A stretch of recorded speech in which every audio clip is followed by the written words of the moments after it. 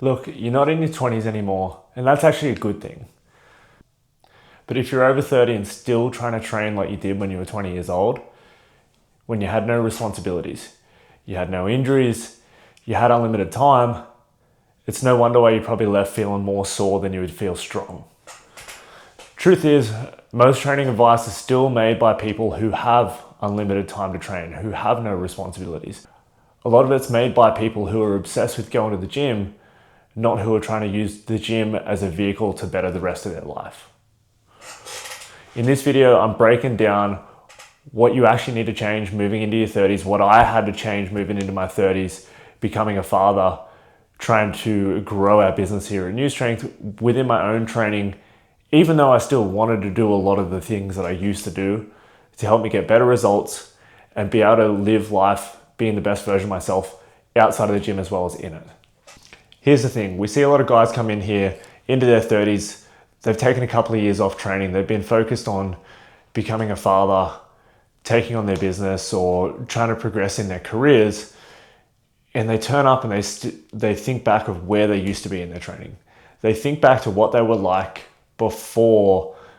They expect themselves to still be able to do those things, but the difference is they also talk about their back that flares up all the time on them at work, their knees that they feel walking down the stairs, or the last time they tried to make it work, how they ended up sore for 3 days and then didn't go back to the gym again. And it's frustrating, I know. I've been there as well. You're trying to do the right thing. You have an expectation of what you used to be able to do and when you felt really good too. So you're comparing where you were beforehand that you remember as being a good time. You felt strong, you felt athletic, you had that confidence in yourself and in your body. And then now you feel like your body's maybe failing you a little bit. It's not holding up its end of the bargain and you kind of don't know where to go. You're a little bit broken and you want to train in a way that's going to help get the best out of you, but you just don't know what that is. And here's exactly where I was too. A few years back, before the birth of my second child, my son, I was competing in strongman. I was traveling around the country, lifting heavy stones, carrying yokes, like trying to become this physically strongest person that I could possibly be.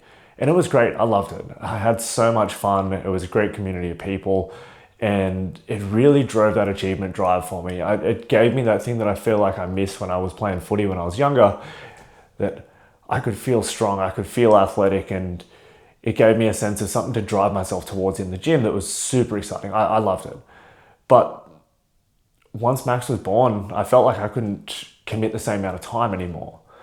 And I still wanted the same results out of it. I still wanted to get stronger. I was chasing down, I wanted a 300 kilo deadlift. I'd already broken the Australian yoke record, carrying 385 kilos along my back for 15 meters. And I was wondering whether 400 was possible. I was wondering how much my body could physically take. The downside though was I didn't really have the ability to do that. Like I couldn't put the extra time in. And then at the same time, my body just kept on letting me down. I felt like those niggles were popping up, those injuries. And to be fair, a lot of that was probably because I couldn't do all the little things that mattered to take me to that next level. I didn't have the time commitment to do that. And the only way that I was going to get that time commitment back was to be able to take it away from either my family or the business. And ultimately, I wasn't willing to do that. And I know that that's what a lot of dads, when they come in, talk about, is that they want to get the most out of it. They want to get that feeling of feeling athletic, feeling strong, feeling lean again, but they don't want to take away the time from their family. They don't want to go backwards in their careers in doing so. And they just don't know how to do that without doing the things that they did before. And that's where we step in. And that's what we really hone ourselves in on. Being able to do better than we believe anyone else can around is being able to get the best bang for your buck in your training, to be able to use it in a way that's going to help better your life outside of it there, instead of just getting banged up again and again and going back into those same cycles where you don't stick to it. You get injured again, and then you turn around and you have to start back at the same point, hoping that it's going to be different the next time, but your belief starts to dwindle further and further and further. Here's the thing. There's 3 key things that I believe you need to change in your training moving into your 30s so that you can make the most progress while still adding to the rest of your life and not taking away from it. These are the ones that I had to make changes in myself. The first piece, we want purposeful progression. Everyone thinks you need to train hard every single day. No purpose behind it. It's just intensity, intensity, intensity. And yeah, sure, you got away with that when you were younger, but your body doesn't respond the same way anymore. It takes that little bit longer to recover, and it's more important to have strategic intensity, strategic volume, so that you can get the impact and the response out of your training, and really targeting in on the response that you're trying to get to, as opposed to just throwing shit at the wall and seeing what sticks. At Newstrength, we believe the balanced training approach is probably about 3 hard days for most people. So a lot of people get stuck. They want to try to go hard every single day. And that doesn't mean that you go easy either. It's just knowing what's physiologically going to take a lot of time to recover, what's going to beat you down, and what you can actually do on those other days that are not going to make it feel easy, that you can feel like you still get a great workout in, that you feel like you're getting better, but it's not going to actually take as much away from your body. And that's one of the things that we try to balance out there. So 2 to 3 days, depending on the training cycle, depending on how heavy it is relative to you, that we find that you can go hard each week. And that's probably going to be a balance of, like, that might be 2 days where you can go towards those heavier lifts or those really high-end sprint efforts and conditioning. Those other days, you can still go hard.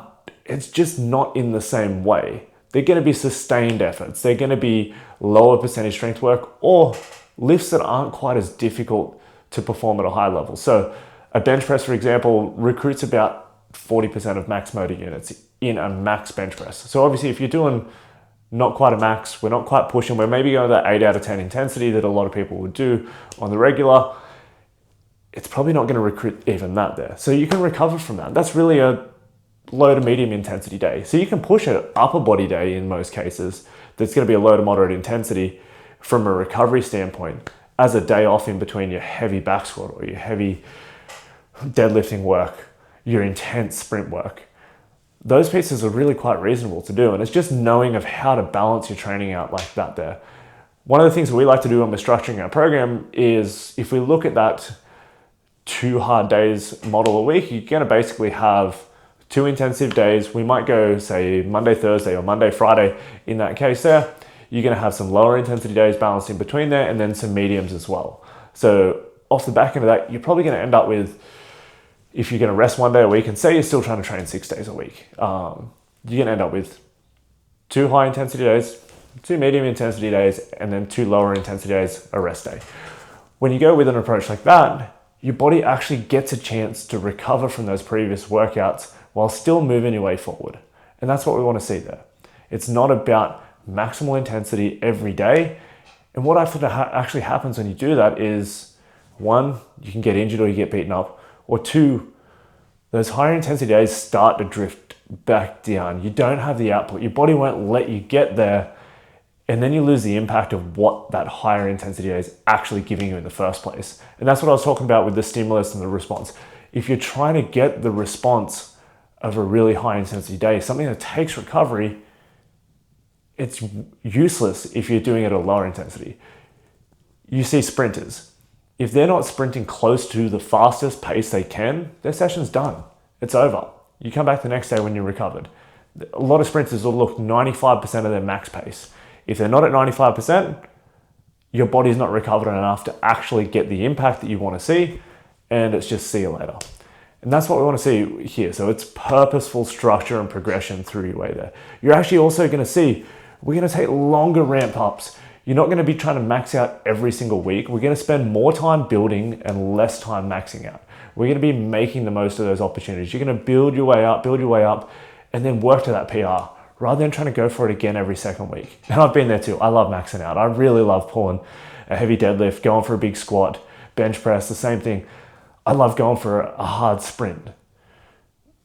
In between, I don't really like as much, but I know it's really valuable for me to build my way up, build the volume, have a really nicely structured training program where you're progressing your way through. You're starting to taper your volume down as your intensity rises, and vice versa. And that's what long-term training does. That's what you see at the highest level. When you see the guys training for the Olympics, they're prepping 4 years out. And sure, they don't just train for 4 years and then only max out once. They've got phases through that there. But as you get better and better, you're spending more time building to those opportunities rather than trying to max out every week. And I know you're not training for the Olympics here. I know dads like me aren't trying to train for the Olympics. But the same premises have to be looked after. Our bodies, as we get older, probably can't handle the same intensity, probably can't handle the same volume. So we need the same sort of approach where we have a bit more of a structured build up. We're trying to move ourselves closer to our goal without beating ourselves up in the process. The second thing that you need to change as you're getting older, trying to stay fit, trying to stay healthy, is leaning into the long game. We want to still be doing this in the next 10, 20 years. We don't want to burn ourselves out. As you said before, your body doesn't recover like it used to. So we want to start tweaking how we do things to make the most out of every rep, make the most out of the volume, rather than just trashing ourselves with as much volume and intensity we can handle. Whether that's using things like controlled reps, our tempos, as I said before, balancing out your loading. You're going to manipulate things around as you go. It could even be exercise variations that your body works well with. I'm a little bit more flexed to my thoracic spine. Really tight overhead positions are quite difficult to get through. So I need to either do more mobility work if I'm prepping for that there, or I'm going to find a variation of the lift that actually works for me.